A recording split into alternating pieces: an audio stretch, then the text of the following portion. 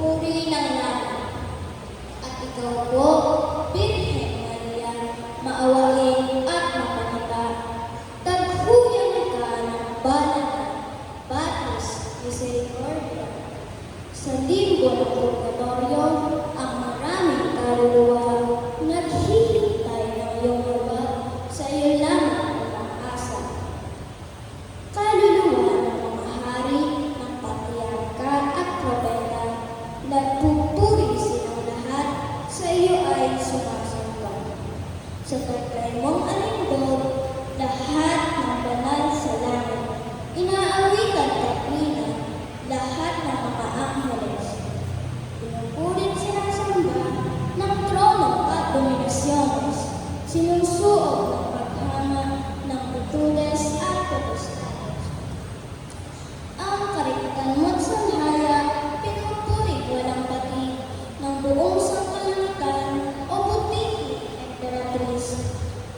Hinirang ka't itinangin sa buong santinakpan upang ang lupa at langit ihabilin sa iyong kamay.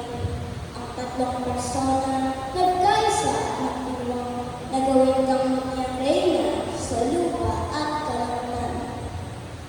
Kaya sa iyo'y pinuto, korona ng karangalan, na reyna ng mga reyna, reyna walang magpantay. Kaya't sa tronong luklukan mo, o aming inang banal, buong puso't tiklop tuhod, kaming lahat nagdarasal. Natapunan mo ng sulya, tungnayon ang aming bayan, at buhusan ng biyaya mula sa iyong mga kamay. Sa lindol, bagyan salot, huwag kaming pabayaan.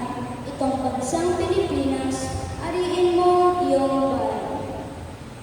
At sa wakas ng isang buwan ng panalangin pagdagilay, kasama ang aming pura na may mababang kalooban, na handugan ng bulaklak, larawan mo araw-araw, tanda ng aming papuri, walang wakas, walang hanggan.